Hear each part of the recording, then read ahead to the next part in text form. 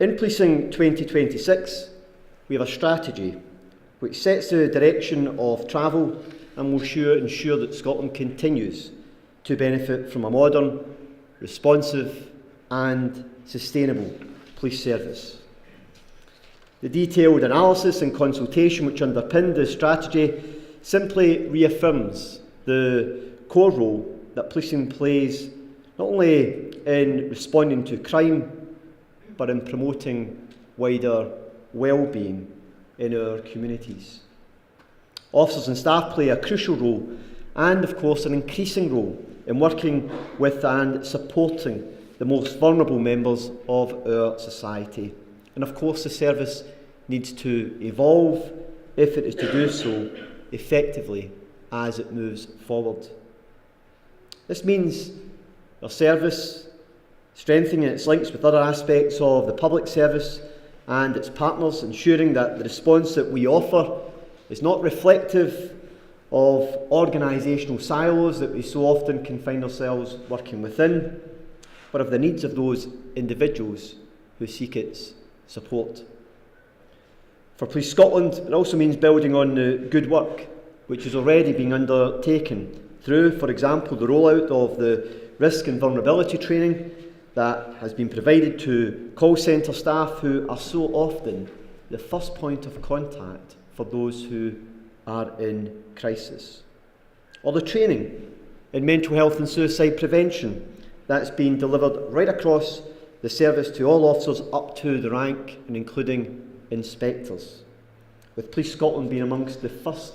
police service in the UK to deliver such a comprehensive training programme. 2026 also recognises the need to revisit the shape of the police workforce if we are to meet those new challenges effectively. But the answer can't simply be about more officers, although they will still be the backbone of our community policing. Instead, we need to also make sure that we have the specialists from all walks of life bringing new technical and operational experience and insight to the service. 2026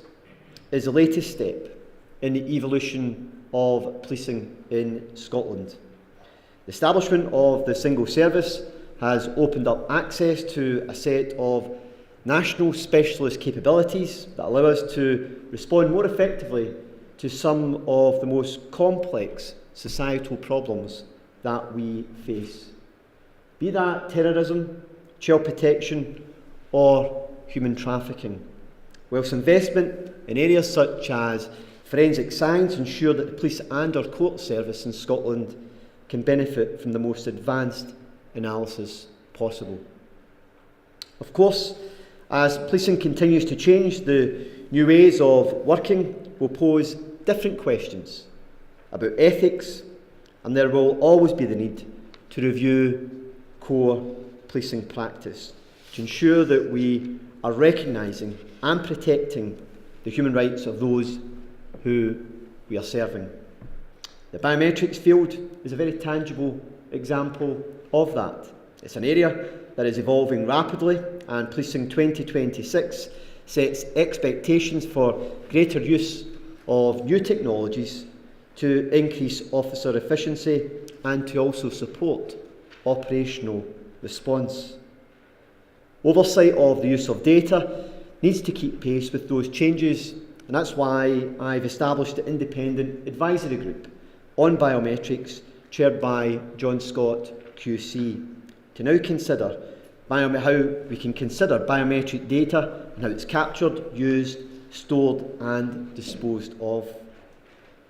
This is just the latest example of our commitment to continuing to deliver what is, importantly, to deliver an ethically driven model of policing here in Scotland, one which builds on the founding principle of policing by consent, which is a hallmark of our existing system.